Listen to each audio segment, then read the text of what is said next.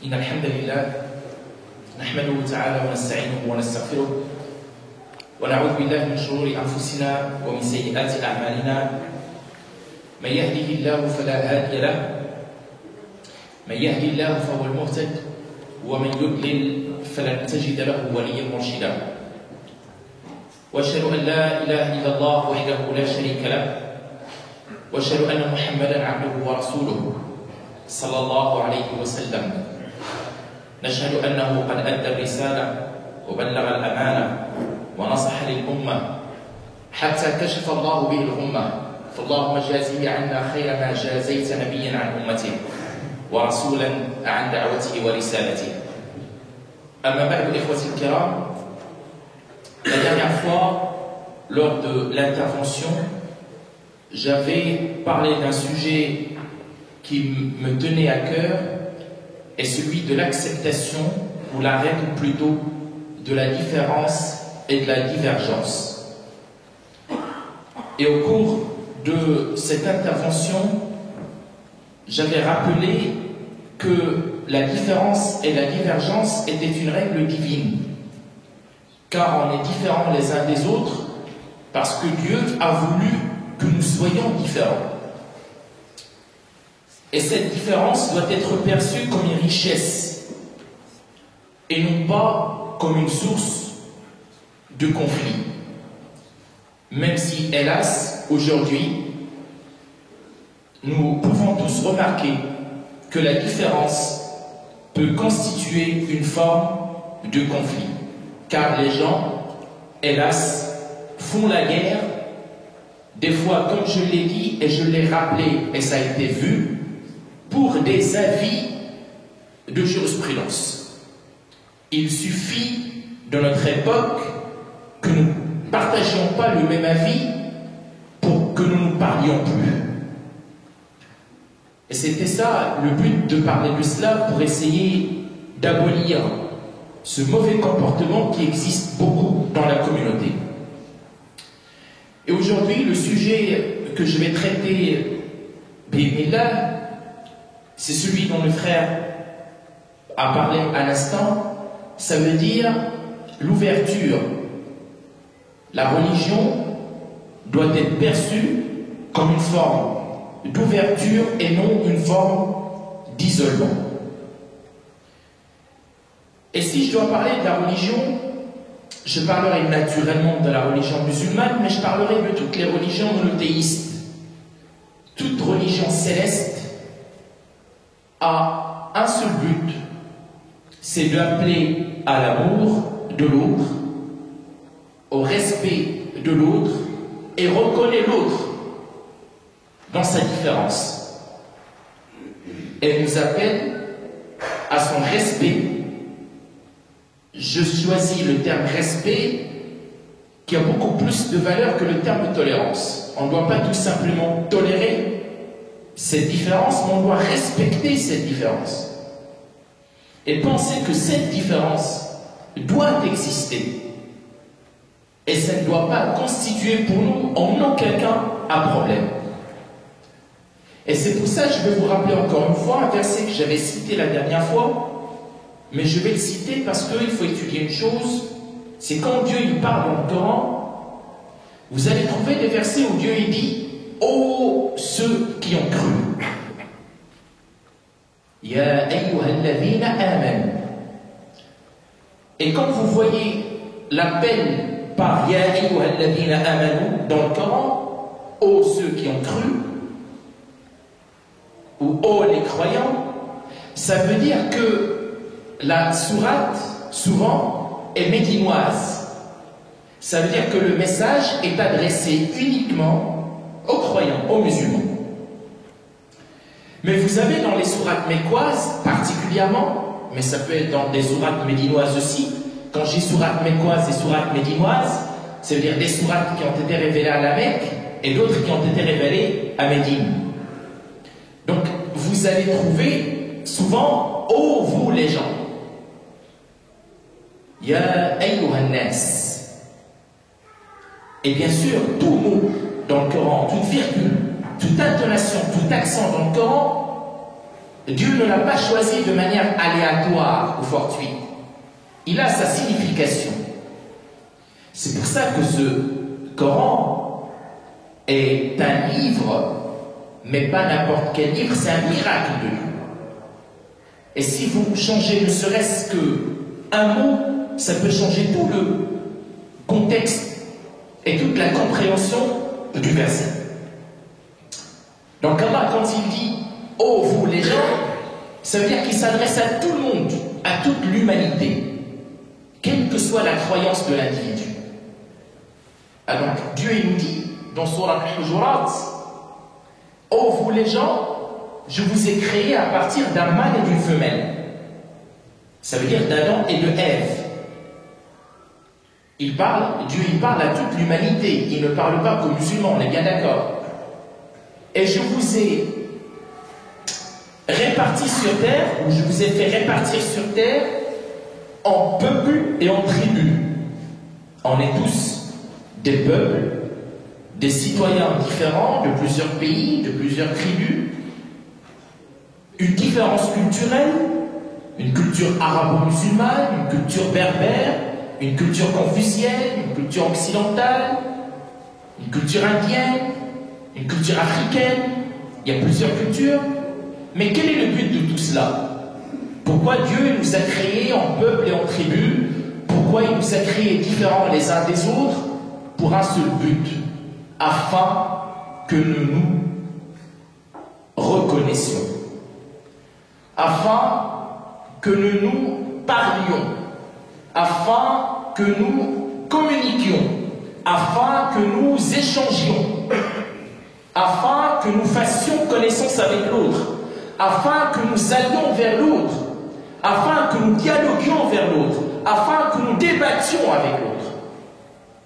Et si on regarde la biographie de nos vieux prédécesseurs, commençons par le prophète sallallahu alayhi wa sallam lui-même, on voit très bien que c'était lui ainsi que ses compagnons qui prenaient à chaque fois l'initiative d'aller vers l'autre et de parler à l'autre et de dialoguer avec l'autre et de s'ouvrir à l'autre.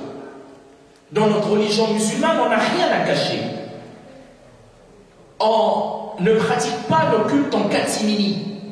Toutes nos mosquées sont ouvertes et doivent l'être. Le prophète sallallahu alayhi wa sallam lui-même, dans la mosquée de Médine, recevait où? Dans sa mosquée, les gens qui n'étaient même pas musulmans. Et je vous recommande de lire la Sira. Wafd de Thaqif, la tribu de Thaqif qui n'était pas musulman, le prophète sallallahu alayhi wa sallam les a reçus dans sa mosquée à Médine. Oui. Le prophète sallallahu alayhi wa sallam avait reçu Umayr ibn Wahb à Médine dans sa mosquée. Il n'était pas musulman. Le prophète sallallahu alayhi wa sallam avait reçu Abu Sufyan alors qu'il était polythéiste à l'époque dans sa mosquée à Médine. Et ça ne posait problème à personne. Et d'ailleurs, là, je vais parler d'un point de jurisprudence encore une fois. C'est pour ça que vous avez des avis de certains savants musulmans qui autorisent aux non-musulmans de rentrer dans les mosquées sans aucun problème. C'est le cas du rite Shafi'ite, c'est le cas d'un avis du rite Hanbalite, et c'est le cas du rite Hanafite. Vous avez que les Malikites, par exemple, qui, exceptionnellement, pour des raisons exceptionnelles, ils peuvent autoriser un non-musulman d'entrer dans une mosquée. Mais vous avez la grande majorité, si je puis dire, des savants de l'islam qui autorisent sans aucun problème à un non-musulman de rentrer dans une mosquée. Voire même les Hanafites, ils autorisent aux non-musulmans de rentrer même à la Mecque et à la mosquée de la Mecque, à l'Ujil Haram. Et ils ont leurs preuves qui sont très fortes. Et ça montre l'ouverture de la religion musulmane vers l'autre. Il n'y a pas, chez les musulmans, un trésor ou une boîte noire que personne ne doit connaître. Les sources du droit musulman sont connues de tous. Le Coran est un seul qui existe. C'est le même dans tous les pays du monde. Peut-être vous allez trouver des traductions un peu différentes, mais le Coran, comme il a été révélé en arabe, c'est le même. C'est le même. Et ça, c'est un symbole d'ouverture de la religion musulmane vers toutes les autres religions qui existent. Et puis je vais vous en donner d'autres preuves qui montrent cette ouverture. Et donc, l'islam reconnaît l'autre, comme je l'ai dit à l'instant, dans sa différence. Et cette différence, pour l'islam, est un facteur d'enrichissement, est un facteur qui ne peut que rajouter, qu'avoir une valeur ajoutée pour la nation et non pas un facteur de conflit.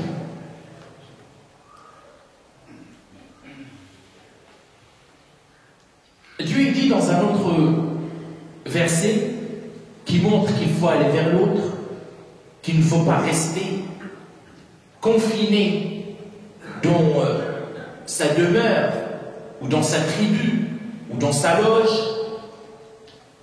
Mais quand on va vers l'autre, il y a des façons, il y a des manières d'aller vers l'autre. D'abord, c'est par le dialogue. Et c'est comme ça que ça a été fait auparavant, par nos pieux prédécesseurs. Et ce n'est que par le dialogue et la parole courtoise, polie, affectueuse, que cela doit être fait.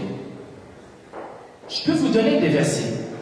Et Dieu il dit, et là vous allez comprendre comment Dieu éduque son prophète bien-aimé Mohammed, sallallahu alayhi wa sallam.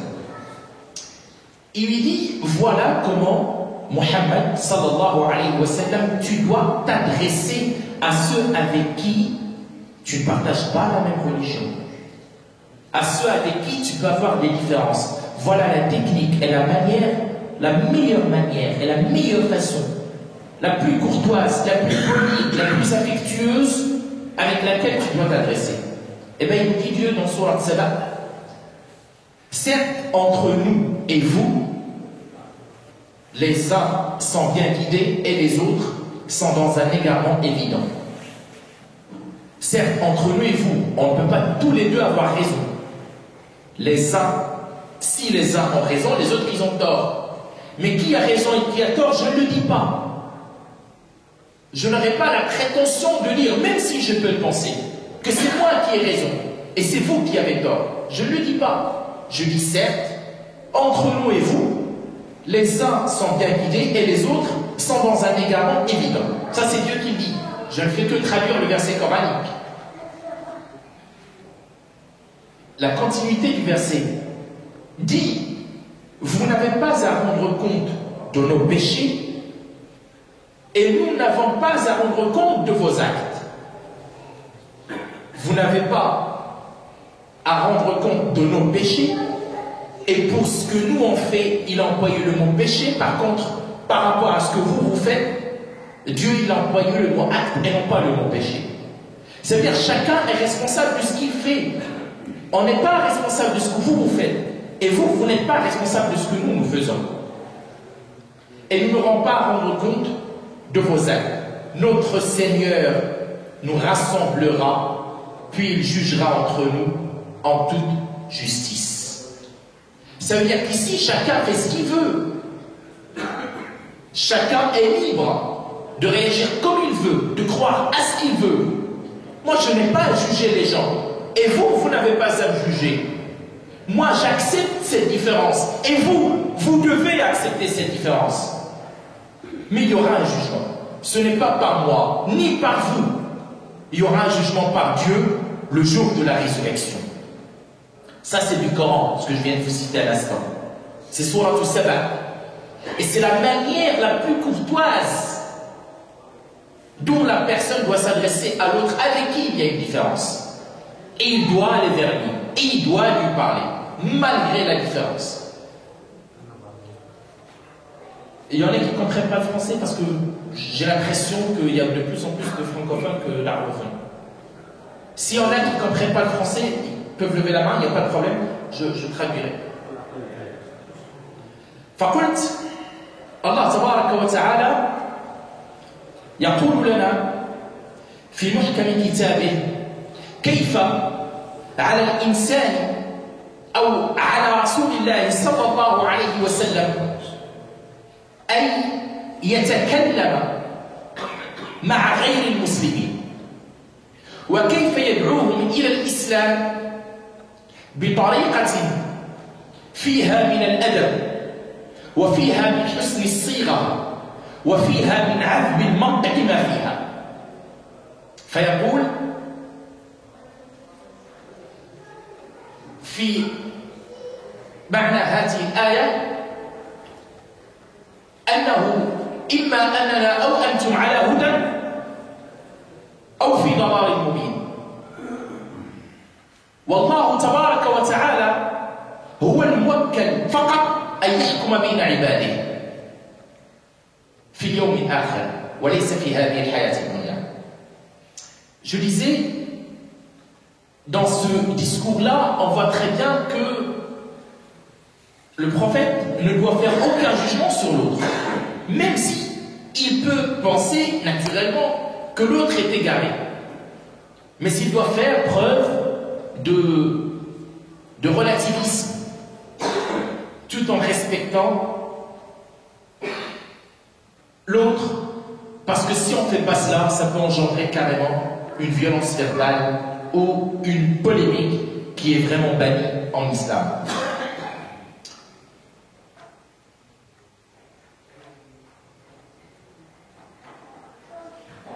Dans plusieurs versets, on trouve que Dieu demande à son prophète sallallahu alayhi wa sallam de transmettre le message et de se contenter de transmettre le message de la bonne façon. Il ne suffit pas de transmettre, mais de transmettre le message de la bonne façon. Mais il doit transmettre, il est obligé de transmettre. C'est pour ça qu'il est messager. Il n'est pas uniquement prophète, il est messager. Et dans le terme messager, il doit transmettre. Dieu lui dit dans le Coran, ta seule mission consiste à transmettre. Et Dieu dit souvent, c'est moi qui guide.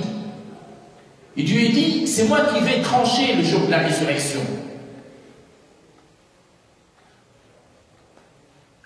Et encore une fois, je parlerai de la bonne méthode qui a été citée dans le Coran à plusieurs reprises, car Dieu dit dans un autre verset, ne discutez avec les gens du livre, donc il faut discuter.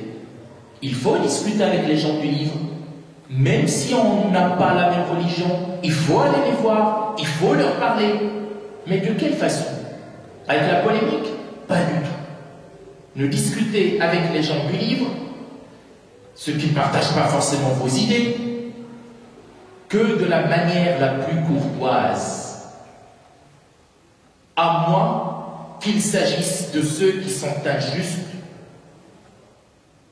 Et dit, Allah subhanahu wa ta'ala par la suite, dites-leur, nous croyons en ce qui vous a été révélé et en ce qui nous a été révélé. Donc, même s'il y a des divergences entre nous, notre Dieu est le même. Ça veut dire que dans ce message-là, on doit faire le point sur le fait que ce qui nous rassemble est beaucoup plus important que ce qui nous divise. Notre Dieu et le vôtre ne font qu'un Dieu unique et nous lui sommes complètement soumis. Donc le musulman, quand il s'adresse à l'autre, comme je l'ai dit à l'instant, il doit débattre et il doit être courtois, poli, respectueux avec l'autre et dire la chose avec beaucoup de courtoisie et de respect de la personne. J'ai dit, quand on va vers l'autre, on va avec du respect, de la courtoisie, de l'acceptation, de la bonne façon, de la bonne manière, et on le laisse s'exprimer, même s'il y a des désaccords. Et si vous revenez au Coran, Dieu a laissé s'exprimer la pire de ses créatures. Le diable, Ash-Shaytan, il a laissé s'exprimer. Il lui a posé la question, qu'est-ce qui t'a empêché de te prosterner? Et il l'a laissé se justifier, même si c'est des justifications qui ne tiennent pas compte et qui n'ont aucun bien fondé. Mais Dieu lui a donné la parole et il a parlé. Même s'il a parlé, le diable, de manière très irrespectueuse et très vile, il a même dit à Dieu, c'est toi qui m'as égaré. Et il nous a menacés, il dit, je vais tous les pervertir. Et il s'est senti orgueilleux. Mais malgré tout ça, Dieu ne l'a pas interrompu. Et il l'a laissé s'exprimer. Et je vais aller plus loin même. Il lui a exaucé son vœu. Quand il a demandé à ce qu'il ait la vie éternelle, Dieu lui a dit, innaka minal munzarin. Il lui a donné la vie éternelle. Il a exaucé le vœu de la pire de ses créatures. Et il a laissé s'exprimer. Moi, quand je vois aujourd'hui entre musulmans eux-mêmes, les gens, parce qu'ils ne sont pas d'accord avec ce que tu dis, ne veulent même pas te parler. Alors que le prophète, et je vous donnerai les exemples, a parlé à des personnes qui le combattaient. Et il leur parlait avec courtoisie, avec politesse. Les premières années de la prophétie du prophète sallallahu alayhi wa sallam, les Mécois se sont mis d'accord d'envoyer quelqu'un chez le prophète qui s'appelle Utba ibn Rabi'a. Utba ibn Rabi'a était l'émissaire de Quraysh.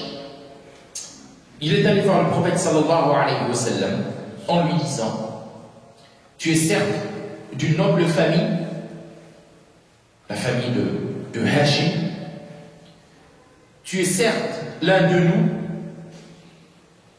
tu as toujours été respectable, tu as toujours été loyal, mais, depuis un certain temps, tu nous as dit que tu étais le messager de Dieu, tu nous as créé de la zizanie dans nos familles, les gens ne sont plus comme ils l'ont été auparavant, et donc moi je te propose certaines choses, parce que nous trouvons que c'est problématique à quoi tu fais appel.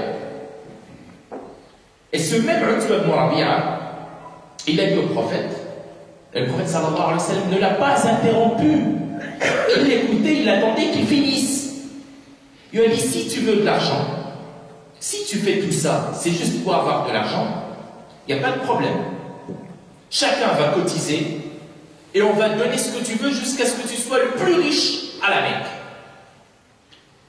Si tu veux des femmes, on te choisira la belle femme, la plus belle femme de la Mecque, on te marie avec. Si tu veux pouvoir, on t'en nommera notre chef. Et si ce que tu as, c'est juste de la maladie, tu vois des visions, on peut te chercher le meilleur des médecins. Demande-moi ce que tu veux. Parce que pour eux, quelqu'un, qu'est-ce qu'il veut? Il lui a cité tout ce que les gens cherchent à avoir, même de notre époque.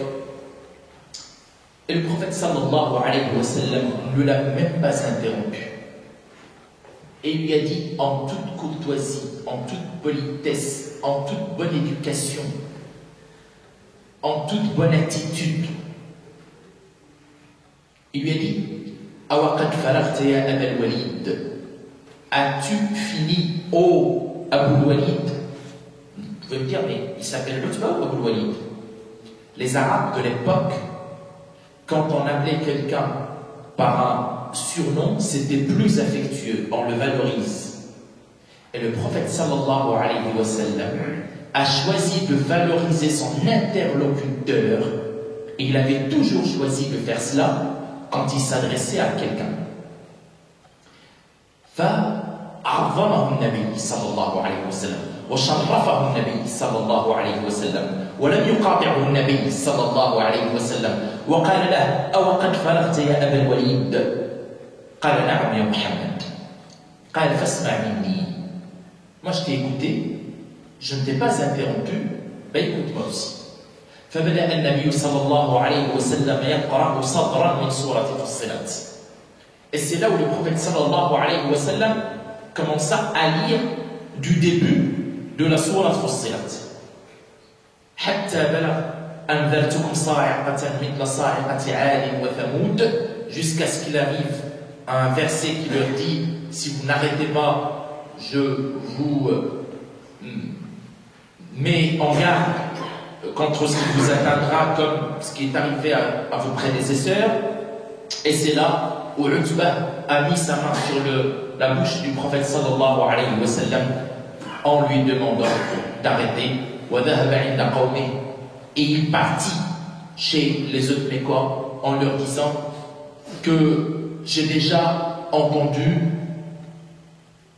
la magie, j'ai déjà entendu la sorcellerie, j'ai déjà entendu les poèmes, j'ai déjà entendu tout ce qui vous passe par la tête, mais je puis vous assurer que ces paroles-là ne sont ni des paroles d'un homme, ni des paroles d'un djinn. Laissez-le appeler à ce qu'il veut. Mais peut-être qu'il n'aurait pas réagi de la sorte si le prophète ne l'avait pas écouté. Sallallahu alayhi wa sallam. Parmi les signes de l'ouverture, mes chers frères, c'est que un musulman ne peut être croyant que s'il croit non pas à son prophète, mais que s'il croit à tous les prophètes. Et ça, c'est un symbole d'ouverture vers les autres qui nous ont précédés. Et même Dieu, quand il nous donne des ordres dans le Coran, souvent il nous parle de ceux qui nous ont précédés.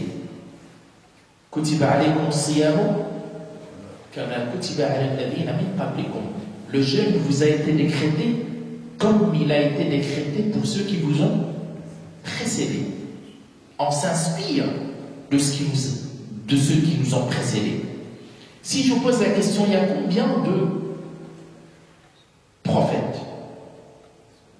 Ils se comptent par des milliers. Qui connaît le nombre exact? 314. Plus que ça, 314, c'est les messagers, c'est pas les prophètes. 124 000 prophètes. Il y a 124 000 prophètes. Quelle est la preuve de ce que je dis? Hadith Abi Dharr. Abu Dharr avait interrogé le prophète sallallahu alayhi wa sallam, lui demandant il y a combien de prophètes? Et c'est là où le prophète sallallahu alayhi wa sallam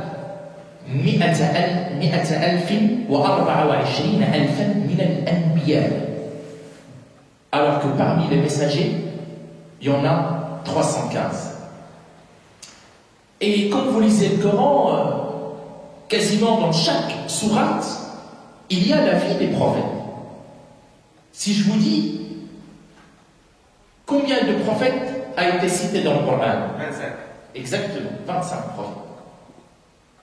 Le premier, celui qui a été le plus cité, c'est qui?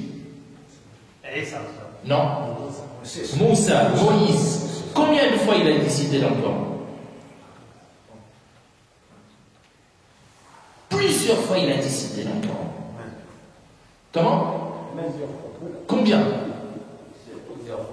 136 fois. Moïse a été cité dans le Coran. Abraham, 69 fois. Noé, 43 fois. Joseph, Youssouf, 27 fois. L'autre, 27 fois. Jésus, Isa, 25 fois. Adam, 25 fois. Haroun, le frère de Moussa, Moïse, 20 fois. Suleiman, Salomon, 17 fois. Yacoub, Jacob, 16 fois. Daoud, David, 16 fois. Shu'aib, 11 fois.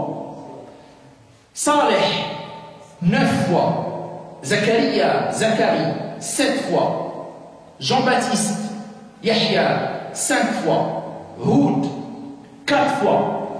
Muhammad sallallahu alayhi wa sallam, 4 fois.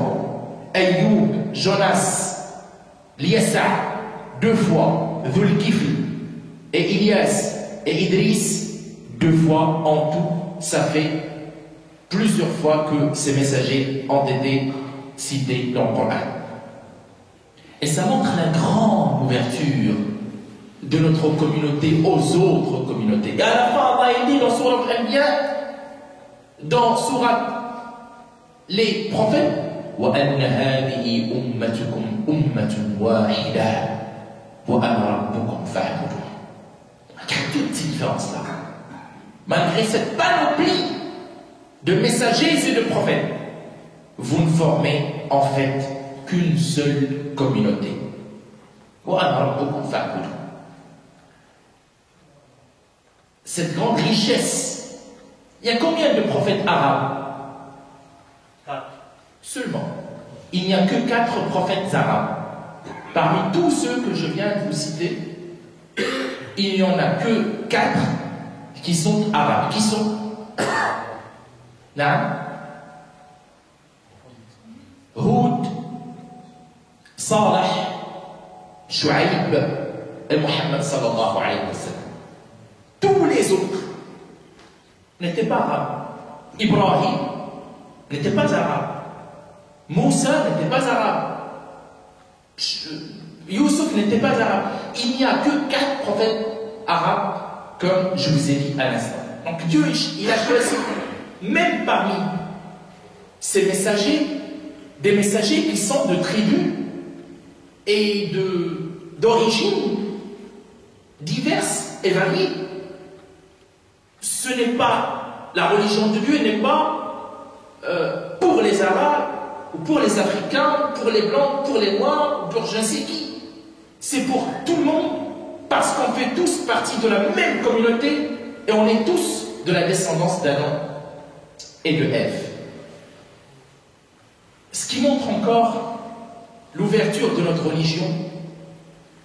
Et moi j'aime bien choisir cette appellation, ça peut vous choquer, c'est qu'on est tous des frères, quelle que soit la religion, des frères dans l'humanité. On est des frères avec nos frères juifs, et on est des frères avec nos frères chrétiens, et on est des frères avec nos frères athées dans l'humanité. Oui, oui, ce sont nos frères dans l'humanité. Sur quoi je me base pour dire ça? Dieu n'a pas dit dans le Coran « Wa ila adin akhahum huda » « Wa ila adin » leur frère Houd, wa ila Madiana, akhahum Shu'aïba, leur frère Shu'aïb. Donc on est tous des frères, peut-être dans la citoyenneté. Moi je suis frère avec le français chrétien, je me sens frère avec les français juifs, je me sens frère avec le français athée, je me sens frère avec le français bouddhiste protestant dans la citoyenneté française. Sur quoi je me base encore une fois pour dire ça? Qu'est-ce que la première chose que le prophète sallallahu alayhi wa sallam avait fait en arrivant à Médine? Lisez la sira. Prenez n'importe quel livre de sira, il doit y avoir dans la mosquée, et lisez. Première chose que le prophète a faite en arrivant à Médine, c'est qu'il avait écrit une constitution. Je vais vous donner le premier article de cette constitution prophétique. Vous savez ce que c'est que la constitution? En France, on a une constitution qui a été votée en 58. Et bien, le prophète sallallahu alayhi wa sallam arrivé à Médine, il avait écrit sa constitution. Et dans cet article, dans ce premier article, il nous dit les juifs et les musulmans forment une seule et même communauté. Ça, c'est le prophète sallallahu alayhi wa sallam qui le dit. Les juifs et les musulmans, vous allez me dire, mais pourquoi il n'a pas dit les chrétiens? Parce qu'il n'y en avait pas à Médine. Et s'il y avait des chrétiens, il aurait dit les juifs, les chrétiens et les musulmans. Il a dit les juifs et les musulmans forment une seule et même communauté. Aux juifs, leur religion. Et aux musulmans, leur religion. Et donc c'est là où on voit très bien cette ouverture de l'islam vers l'autre, vers la différence, vers les autres religions, vers les autres modes de pensée, vers les autres cultures, vers les autres civilisations. Et les musulmans arrivés à Médine, ils avaient pris beaucoup de choses des juifs qui étaient à Médine, dans leur style vestimentaire, dans leurs habitudes, dans leur gastronomie, dans leur nourriture. Et c'est comme ça que ça se passe dans tous les pays et dans toutes les civilisations du monde. La civilisation islamique a pris des Perses, a pris des Romains, a pris des Indiens, des Chinois, et puis les Européens eux-mêmes, quand ils étaient en Andalousie, ils avaient pris des musulmans. Il y a beaucoup de livres d'Averroès, de Farabi, d'Avicenne, qui ont été traduits de l'arabe aux langues européennes afin qu'ils puissent s'inspirer. Parce que les musulmans, à l'époque, hélas, étaient en avance par rapport aux Européens. Ce qui n'est naturellement plus le cas aujourd'hui. Et à chaque fois qu'il y a une civilisation qui a pris de l'avance, c'est tout à fait normal que nous prenions de cette civilisation-là. Et ça a toujours existé, et ça n'a jamais posé le moindre problème. Le prophète sallallahu alayhi wa sallam a aussi, pour voir cette ouverture vers l'autre, à un moment, il a voulu contacter tous les rois de son époque. J'ai bien dit, tous les rois de son époque. Et il avait écrit à Kisra Azim al-Furs. Il a écrit des lettres à Kisra. Kisra, c'est une appellation qui est donnée à tous les rois perses. Comme Pharaon était une appellation qui était donnée à tous les rois d'Égypte. Mais regardez même dans la manière dont il s'est adressé à ces rois. Parce que vous n'allez pas vous adresser à un roi comme vous vous adressez à votre ami, ou à votre collègue, ou à votre connaissance. Katab min Muhammadin Rasulillah sallallahu alayhi wa sallam. Il a Kisra Azim al-Furs. À Kisra, le grand des Perses. Aujourd'hui, nous avons des appellations lorsqu'on s'adresse à des personnes. À un prince, on dit votre Altesse. À un roi, on dit votre Majesté. À un président, on dit votre Excellence. Il n'y a pas de problème. Le prophète sallallahu alayhi wa sallam, il a dit tu ne vas pas t'adresser aux gens de la même façon et de la même manière. Il y en a certains que tu dois vous voyez, d'autres que tu connais, tu peux les tutoyer. Et c'est une éducation qu'on doit avoir et qui a existé à l'époque. Il a écrit aussi une lettre à qui? À Qaysar, Azim al-Rum. César, le roi des Byzantins. Il a le Muqawqis, Azim al-Misr. Le Muqawqis, le grand d'Égypte. Wa il a Najashi, Azim al-Habasha. Et Al-Najashi, le roi d'Abyssinie. فقال الصحابة لرسول الله صلى الله عليه وسلم Ô prophète, إن الملوك لا يقرؤون إلا كتابا مختوما. Il y a les compagnons qui sont allés voir le prophète sallallahu alayhi wa sallam. Regardez l'ouverture vers les autres. Les rois ne lisent que les livres ou les lettres qui sont tamponnés. Ok. S'ils doivent, si mon livre il faut qu'il soit tamponné, et si c'est leurs habitudes, bah je le fais. Il est où le problème?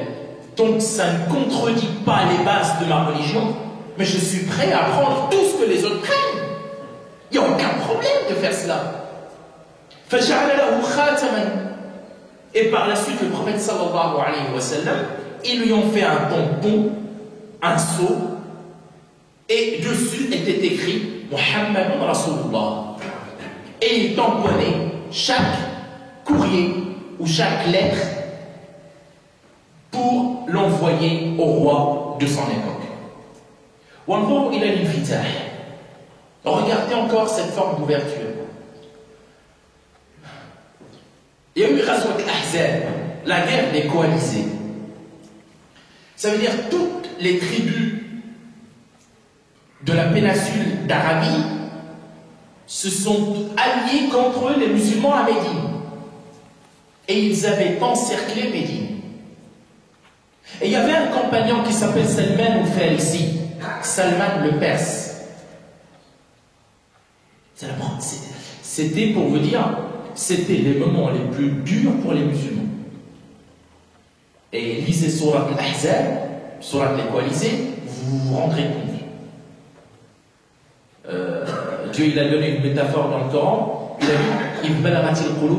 dit les cœurs tellement les gens ils avaient peur, sont arrivés jusqu'aux gorges. Ils ne pouvaient même pas faire leurs besoins, les musulmans, tellement ils avaient peur ce jour-là. Parce que toute Médine était encerclée. Et vous savez, Salman le Perse qui est allé voir le prophète, il a dit, Ya Rasulallah, kunna fi Faris, dans mon pays, la Perse, Ida husirna, quand on est encerclé, khandaqna. Khandaqna, c'est-à-dire qu'on a creusé un fossé afin d'empêcher les ennemis d'entrer à Médine. فأمر النبي صلى الله عليه وسلم ببناء الخندق. Ok. Même si c'est pas dans nos habitudes, même si c'est pas dans nos mœurs, si c'est une bonne chose que les autres y font, pourquoi ne pas la faire, pourquoi ne pas l'appliquer? Et les coalisés en arrivant à Médine, c'était la première fois de leur vie qu'ils voient cette manière de se protéger contre l'ennemi. Et ça a marché. Et il n'y a aucun des coalisés qui a pu aller de l'autre côté du fossé qui a été creusé. Et grâce à cette idée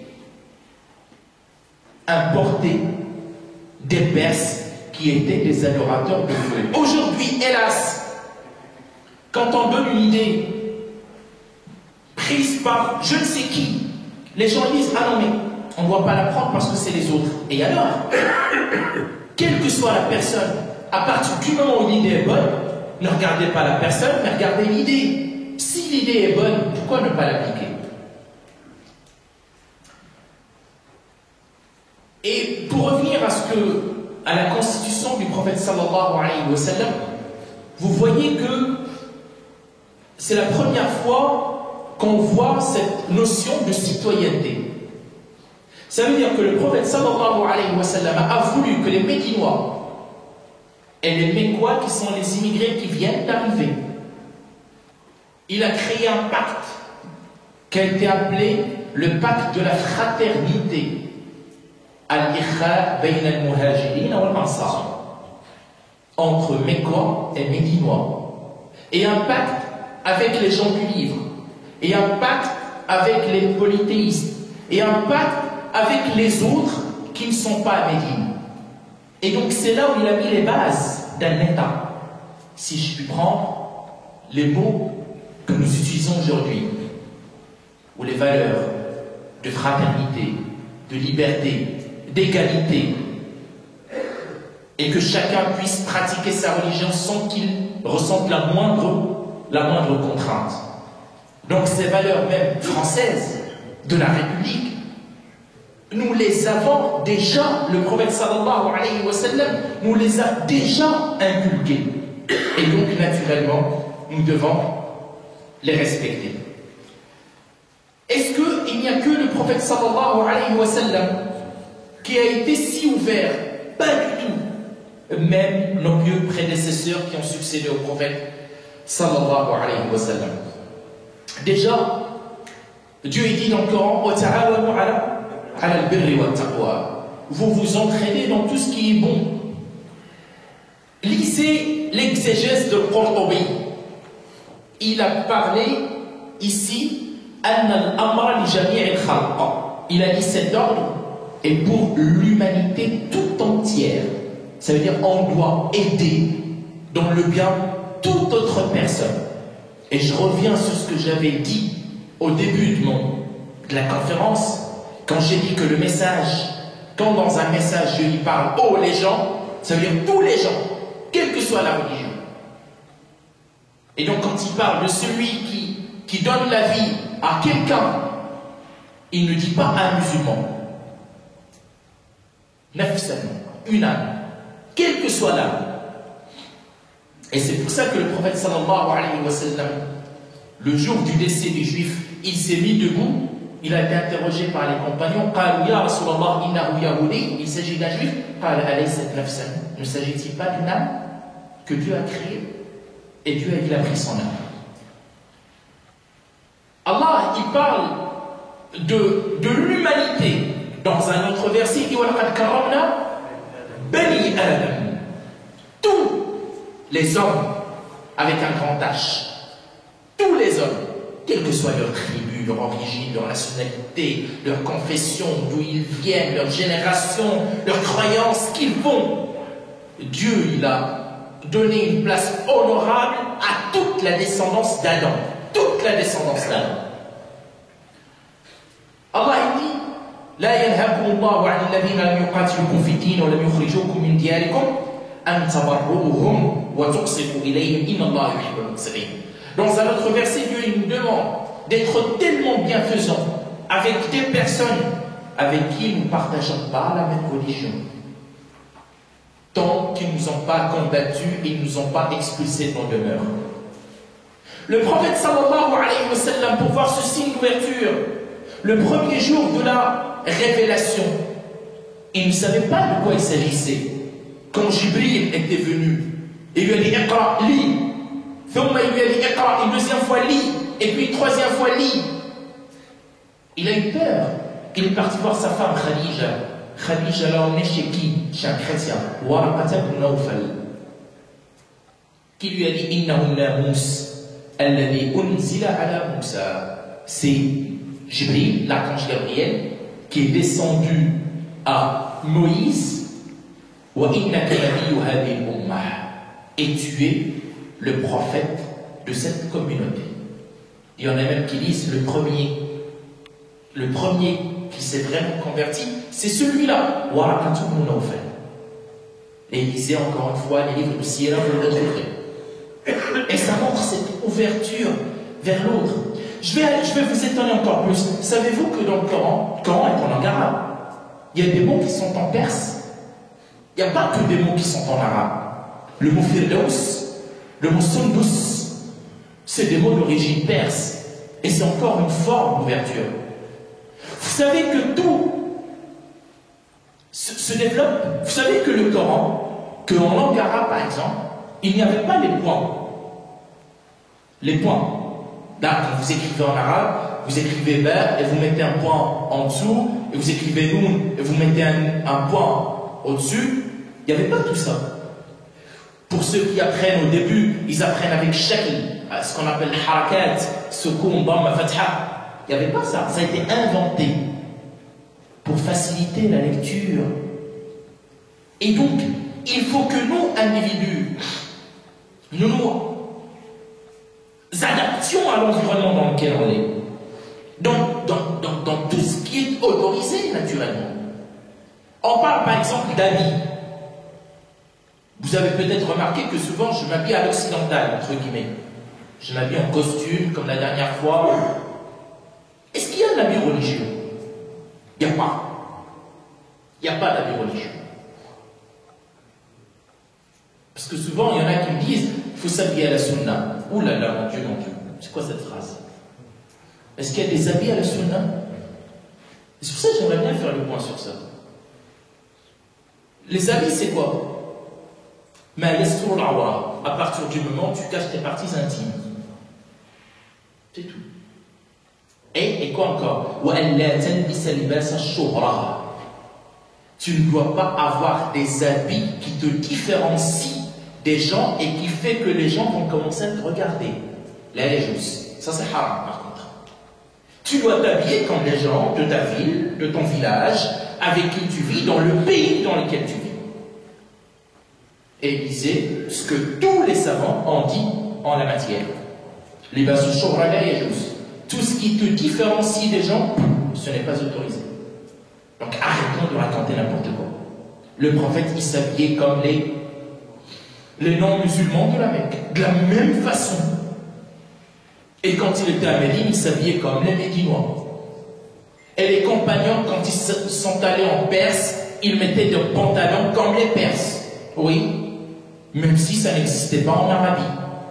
Et quand ils voyaient des choses nouvelles chez les autres, ils les adoptent. Donc ce n'est pas interdit dans la religion, naturellement.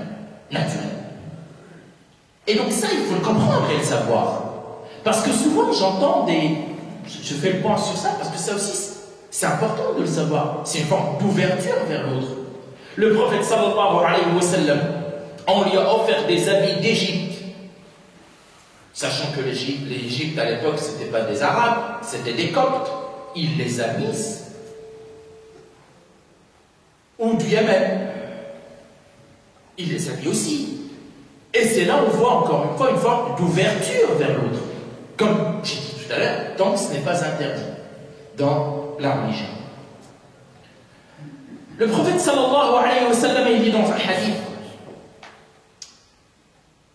et là, regardez l'ouverture du prophète sallallahu alayhi wa sallam vers les autres, sachant qu'il n'était pas musulman, je persiste et je signe. Il l'a dit dans un hadith authentique. Alors, Judama bint Wahb al-Asadiyya,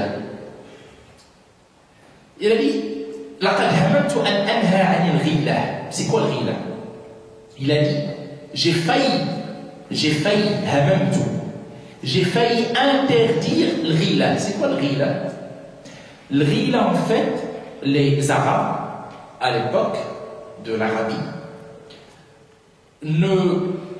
évitaient le rapport conjugal au moment où la femme allaitait un enfant. Parce qu'ils pensaient, c'était une pensée, un mythe, si je puis dire, que cela peut rendre l'enfant malade. L'enfant qui est allaité par sa maman. Et donc le prophète s'est dit, il pensait aussi que c'était le cas. Il a dit, j'ai failli interdire ça. C'est-à-dire le rapport conjugal pendant que la maman allait son enfant. Jusqu'au moment où je me suis rappelé que les Romains et les Perses, jusqu'au moment où je me suis rappelé que les Romains et les Perses le faisaient, sans que cela nuise à leurs enfants. Et à partir du moment où ça ne nuit pas à leurs enfants, ça ne nuira pas aux nôtres, et donc je ne vois pas pourquoi je l'interdirais. Et il ne l'a pas interdit, sallallahu alayhi wa sallam. Vous voyez l'ouverture du prophète aux autres civilisations, aux autres cultures?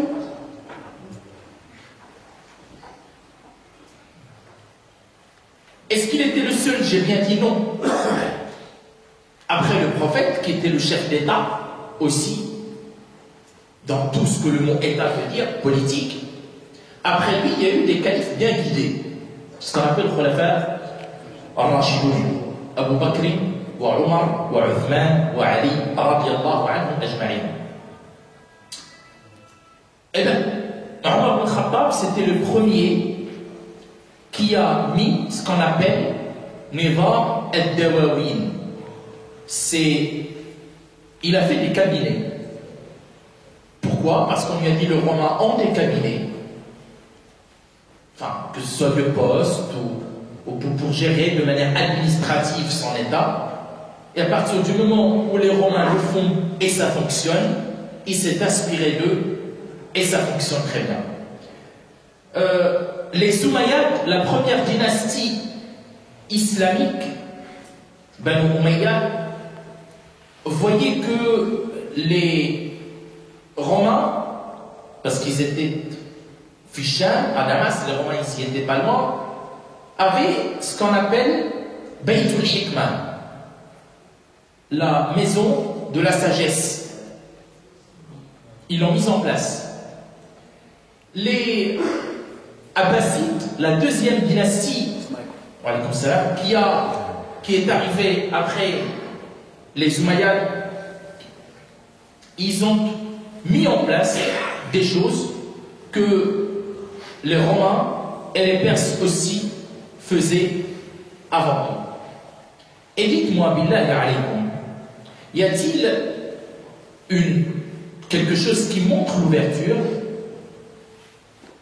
plus que le fait que la religion musulmane n'interdit pas à ce que nous consommions la viande des gens du livre et à ce que eux ils consomment notre viande? Est-ce que nous on se marie avec leurs femmes? Est-ce autorisé ou interdit? Autorisé. يقول الله تبارك وتعالى قل يا أهل الكتاب يقول الله تبارك وتعالى اليوم أحل لكم الطيبات. Dieu nous dit aujourd'hui il vous a rendu licite tout ce qui est taïb, tout ce qui est bon.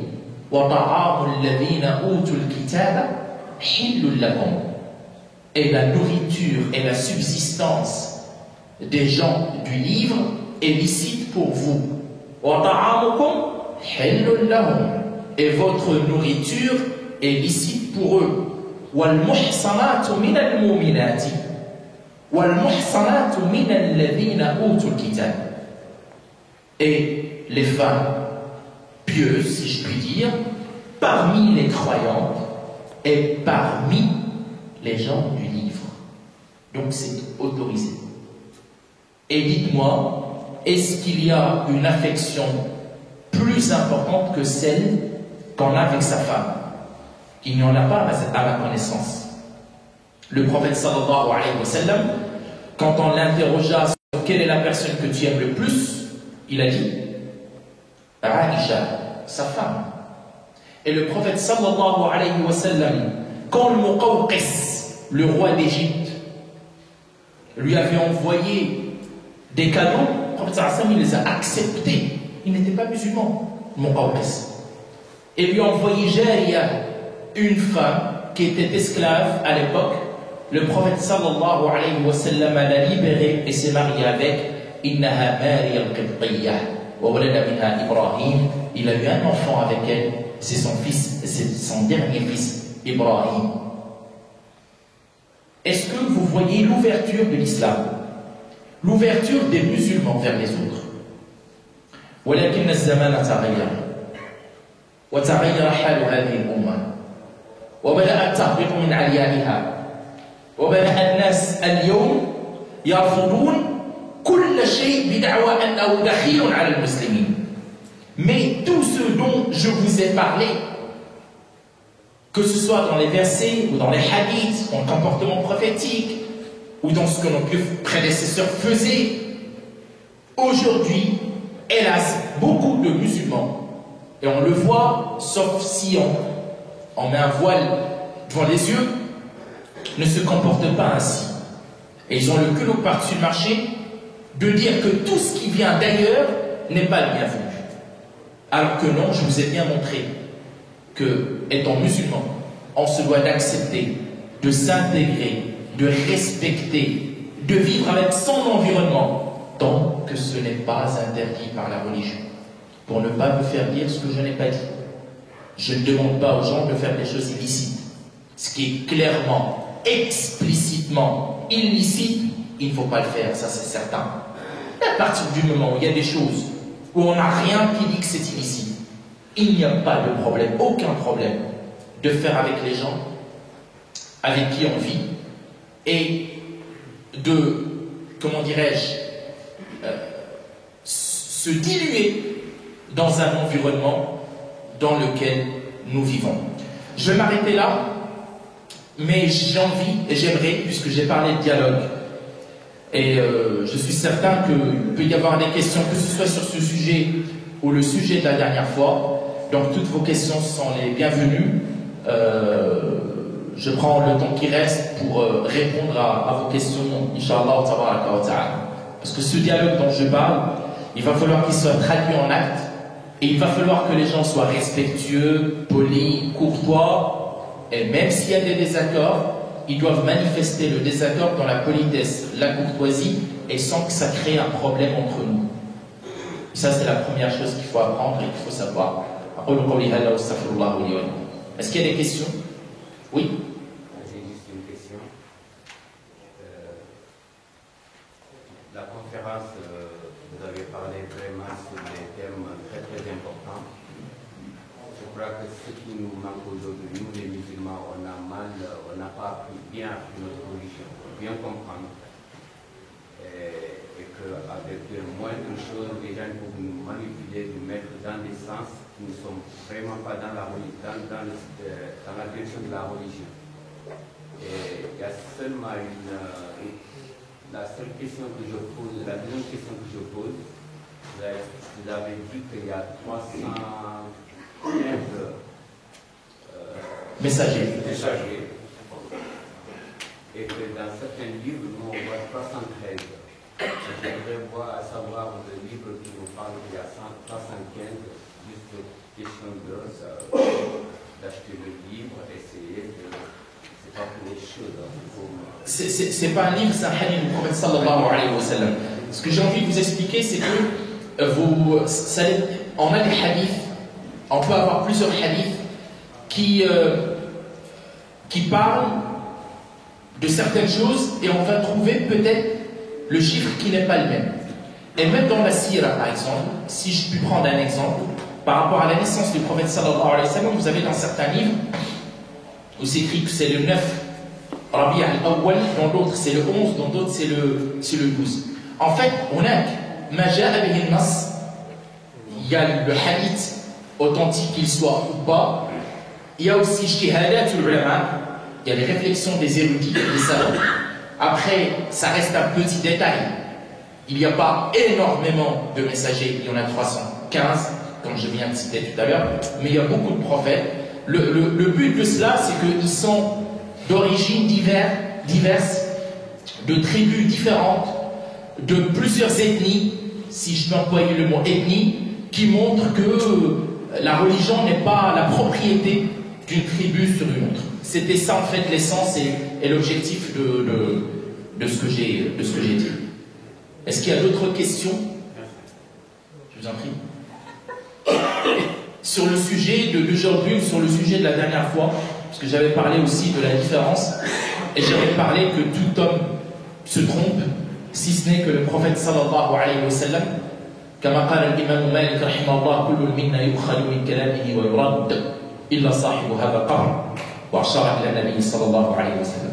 De toute personne, on prend ce qu'on veut et on rejette ce qu'on veut, sauf celui qui est dans cette tombe.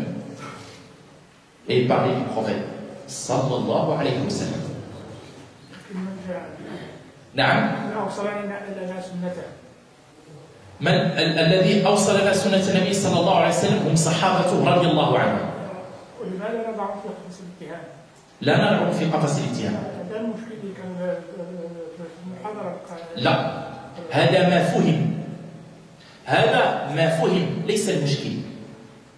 احنا قلنا يعني شوية نقش شوية من كل شيء تعملوا لما نجي نهضروا على الصحابة ولا بالتفضيل الخلفاء الراشدين اللي هم الرسول صلى الله عليه وسلم قلنا عليهم سنتهم قعدوا عليها بالنواجذ. نعم.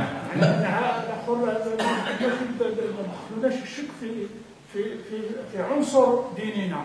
ما دخلوش ندخلوا دراسة الشك في عنصر ديننا. هناك فرق بين ما يقال وبين ما يفهم. بين ما يقال. أنا من يقول شيء clair. Quand je dis quelque chose, je vais parler en français pour que ça soit clair pour même les francophones.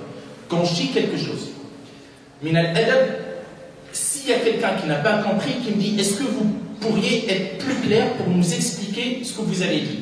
Et j'expliquerai. Je parle d'ouverture, je parle de dialogue, je parle de main tendue. Et j'expliquerai volontiers tout ce que j'ai dit et je peux prendre le temps, même des heures, pour expliquer ce que j'ai dit. Il y a une différence entre ce que j'ai dit et ce qui peut être compris par certains. Et s'il y a une personne qui n'a pas comprise, qu'elle vienne me voir et je prendrai tout le temps de lui expliquer. Moi-même, mon métier fait que je dois expliquer aux gens. Je suis enseignant, je suis professeur. As-sahabatu radiyallahu anhum. Radiyallahu anhum. Déjà quelqu'un qui fait l'éloge des compagnons, qui dit radiyallahu anhum, ne peut pas être traité de quelqu'un qui n'a pas valorisé les compagnons du prophète sallallahu alayhi wa sallam. حب الصحابة واجب. مثلا في الأحاديث يقول النبي صلى الله عليه وسلم علامة الإيمان حب الأنصار وعلامة النفاق بغض الأنصار. Le signe de la croyance, c'est l'amour des Ansars.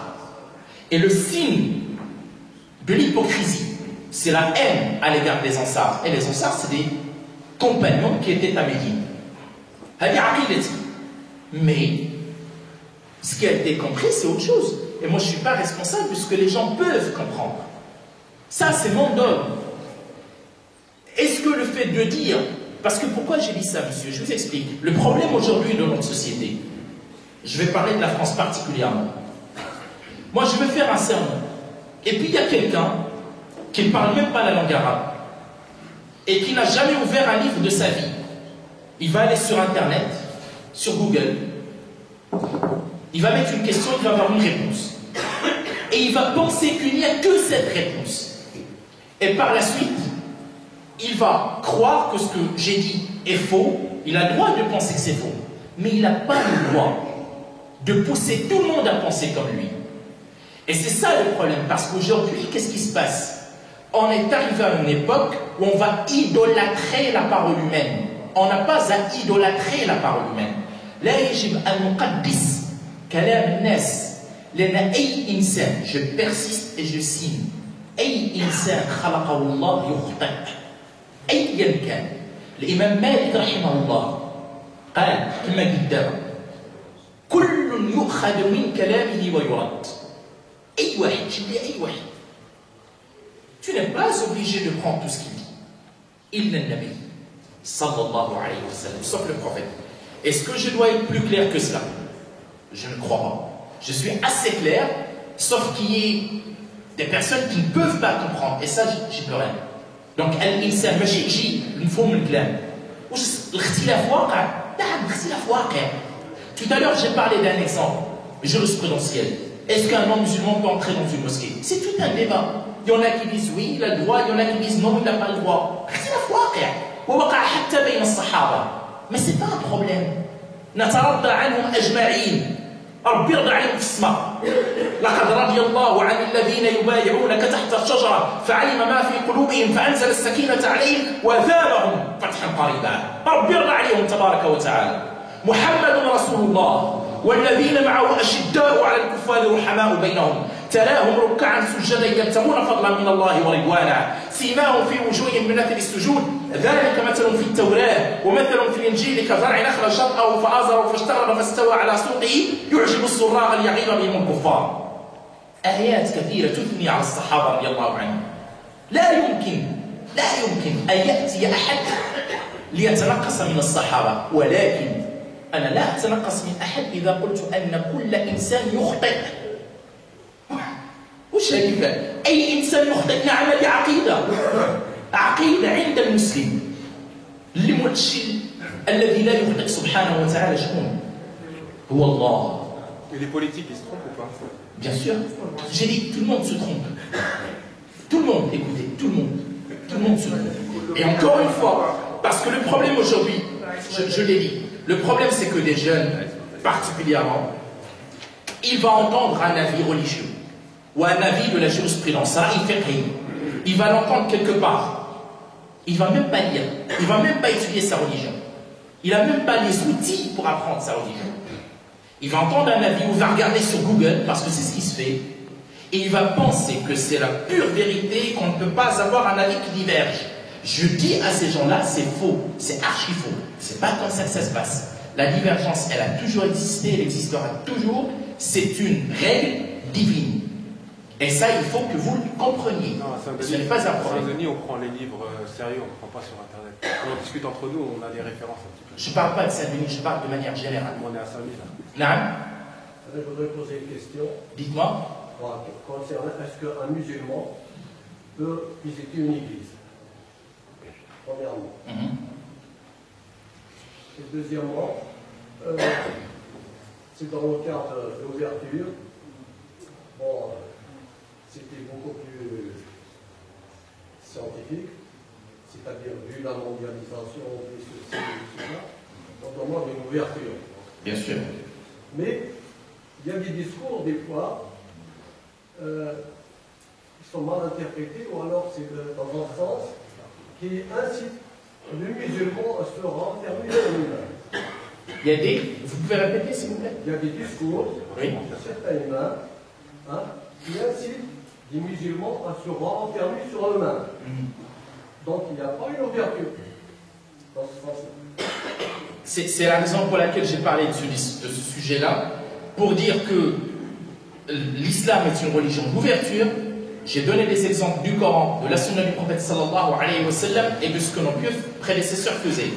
Pour répondre à vos questions, Omar ibn Khattab radiyallahu anhu, il a été à Jérusalem, et quand il a été à Jérusalem, il y a eu une église.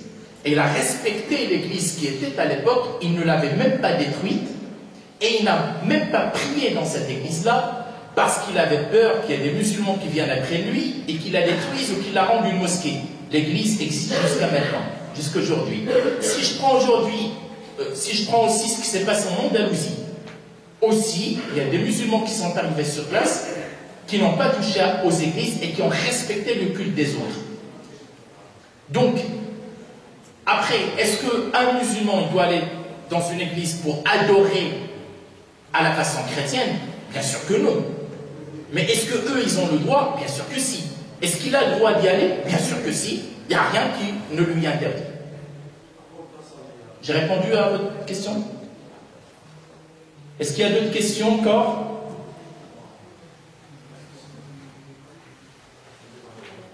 Ça a été clair pour vous, monsieur? Le monsieur derrière. Oui, vous.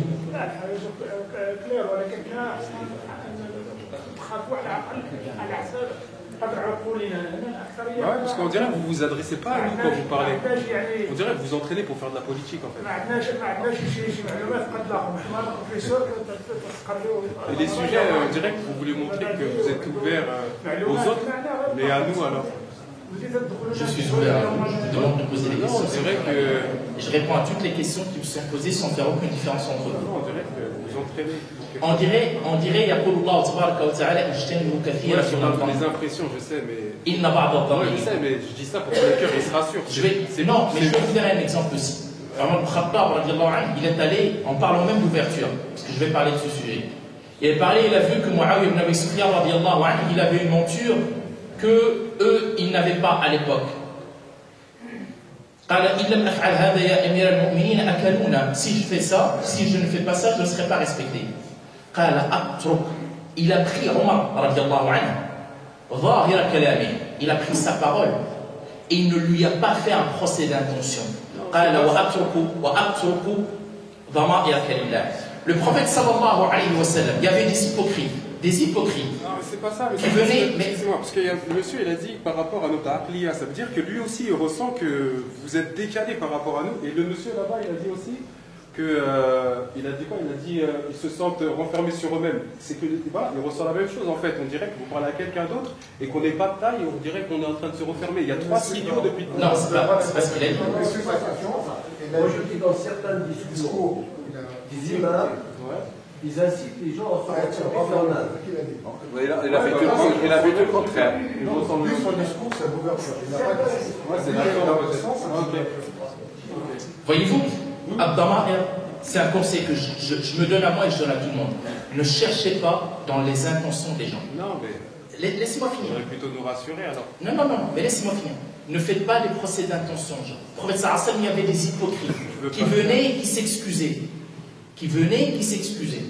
Et pourtant, il acceptait leur excuse.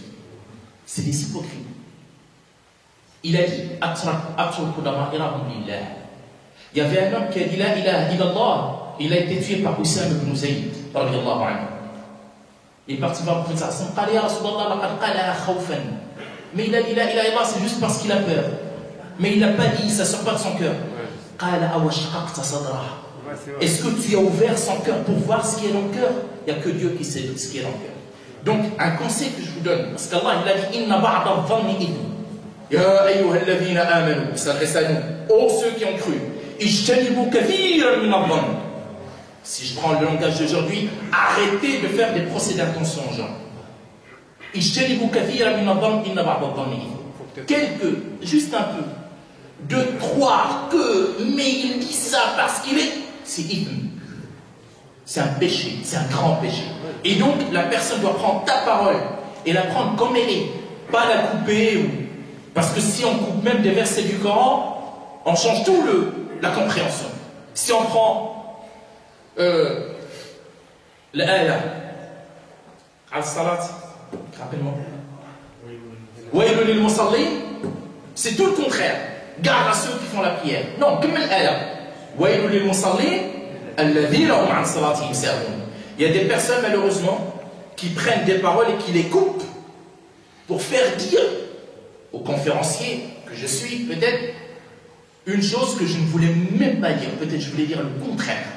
Et à partir du moment où on coupe des deux côtés, et ben voilà ce que ça fait. On n'est pas là pour ça.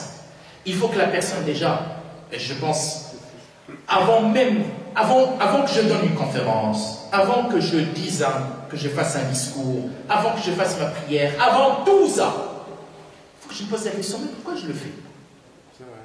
Est-ce que je le fais pour faire plaisir? C'est pas le but. Je vous conseille de vous adapter aussi à l'auditoria. C'est de cela dont je parle. Même le choix des sujets, c'est pour s'adapter à mes interlocuteurs. Le frère, je ne sais pas exactement, est-ce que tu trouves que le discours il était dur pour toi? Ah ouais, je ne ressentais pas de douceur dans sa façon de parler. De douceur? De douceur, ah ouais. Limite, vous me faites peur comme les politiques quand je regarde à la télé, j'ai envie de changer de chaîne. Le but, c'est pas de vous faire peur, bien au contraire. الاسلام هو الانفتاح دعاء 14 او 15 قرن علاش نطالبوا بالانفتاح؟ لماذا غلقنا؟ لماذا نطالب بالانفتاح مع ان الاسلام يعني تعايش مع الغير منذ 15 قرن؟ طيب je ne sais pas si je dois répondre en arabe ou en français. هناك كما قلت شوف يا أخي j'ai envie de parler vrai.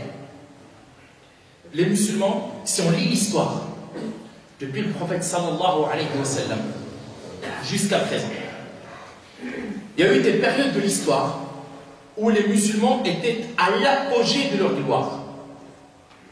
Je vais vous donner des exemples. Fi Asri Omar ibn Abdel Aziz, il était commandeur des croyants en l'an 99 de l'Hégire, et il est mort en l'an 101 de l'Hégire. L'empire islamique allait de l'Espagne actuelle, de l'Andalousie, jusqu'au Pakistan. Et à son époque, il n'y avait pas un pauvre, pas un. À l'époque de Haroun Rachid, les musulmans aussi étaient à l'apogée de leur gloire. Depuis 5 derniers siècles, on voit très bien qu'aujourd'hui, la situation, à moins que nous ne voulions pas dire la vérité, est loin d'être bonne. Est loin d'être bonne. À tous les niveaux. Au niveau culturel, au niveau économique, au niveau comportement aussi. Ça n'a rien à voir entre aujourd'hui. Il faut juste lire quelques livres d'histoire pour voir comment les musulmans ils étaient à l'époque, pour voir le fossé qu'il y a entre leur époque et la nôtre. J'ai envie de savoir, si je parle de ces sujets-là, ils ne sont pas choisis de manière aléatoire. C'est parce qu'il y a des raisons réelles. شوف الله تبارك وتعالى يقول الله يقول في القرآن أولما أصابتكم مصيبة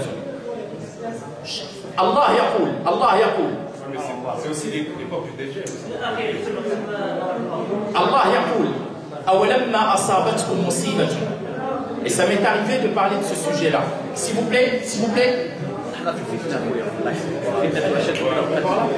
يقول الله تبارك وتعالى لا ننجو أولما أصابتكم مصيبة قد أصبتم مثليها قلتم أن هذا قل هو من عند أنفسكم. الله يعلمنا في القرآن أن ما أصابك من سيئة فمن نفسك، ما أصابك من حسنة فمن الله، وما أصابك من سيئة فمن نفسك. النبي صلى الله عليه وسلم في غزوة أحد لما انهزم المسلمون لم يقولوا إنما هزمنا بسبب أن المنافقين وعلى رأسهم عبد الله بن أبي بن سلول قد استل بثلث الجيش وكان ذلك سبب الهزيمة، لكن قالوا إنما هزمنا بسبب أنفسنا. المشكل الآن والحقيقة أننا إذا وقعت الواقعة أي شيء يقع نقول إن السبب الآخر ولا نبحث عن المشكل في أنفسنا. يقول النبي صلى الله عليه وسلم في حديث صحيح سألت ربي 3 فأجابني في 2 ومنعني واحدة. سألته ألا يهلك أمتي بسنة عامة فأجابنيها، وسألته ألا يسلط عليهم عدوا فأجابنيها، وسألته ألا يجعلهم شيعا فمنعنيها. هذا هو المشكل، أننا صرنا شيعا متنافرين، أن المشكل داخلي ليس خارجي. يعني الإنسان أول حاجة يدير هو يراجع نفسه أولا، يراجع التربيه اللي كيعطي لولادو، يراجع اخلاقه، يراجع واش هو مع الله تبارك وتعالى، مع كتاب الله، مع سنه رسول الله صلى الله عليه وسلم، يشوف ادبه ويشوف اخلاقه. بالله عليك انا ملي كنمشي للمساجد الان في اي مسجد قليل فاش كتلقى الناس يتادبون بادب الاسلام، نادرا نادرا. دابا نعطيك غير مثال، لو صبروا على الصلاه فأجر عظيم. يقول النبي صلى الله عليه وسلم: إن العبد في صلاة ما دام ينتظر الصلاة. ما دام يا أخي أنت صابر على 5 دقائق على الصلاة، أنت في صلاة، ولك من الحسنات ما الله به عليم إذا خلصت نيتك. فهذا الأدب ديال الإسلام هو الذي نفتقد.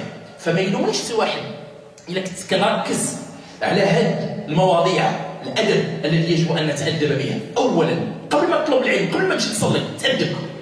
الله تبارك وتعالى لما خاطب موسى قبل ما يقول ليه إني أنا الله لا إله إلا أنا فاعبدني وأقم الصلاة لذكري، قال فاخلع عليك إنك بالوادي المقدس طوى وأنا اخترتك فاستمع لما يوحى.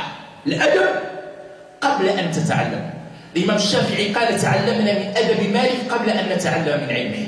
النبي صلى الله عليه وسلم دخل كافر فبال في المسجد، بال حاشا الجميع، فما نهره وقال: لا تزلموه واتركوه حتى يكمل بوله. ثم أخذ قسطا من ماء وغسل ذلك البول، فقال الرجل: اللهم ارحمني وارحم محمدا ولا ترحم معنا أحدا. هذا هو الأخلاق التي يجب أن تشيع بين المسلمين. فلا يلومني أحد إذا تكلمت في موضوع الساعة. المشكل الحالي عند المسلمين من أنفسهم، والدليل كتاب الله وسنة رسوله صلى الله عليه وسلم. Je vous ai promis d'arrêter dans 5 minutes, je vais arrêter là. ما كان من صواب فمن الله وحده، وما كان من خطأ أو سهو أو زلل أو نسيان فمني ومن الشيطان، والله تعالى ورسوله صلى الله عليه وسلم من ذلك براء.